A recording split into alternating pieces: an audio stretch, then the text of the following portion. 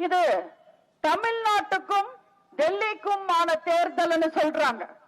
அது எப்படி?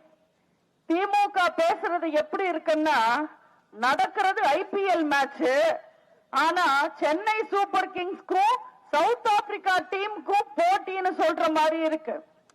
நீங்க நல்லா தெரிஞ்சுக்கங்க மக்களே, போட்டி அதிமுகக்கும் திமுகக்கும் மட்டுமே. நல்ல சக்திக்கும் தீய சக்திக்கும் நடக்கிற தேர்தல் இந்த தேர்தல்.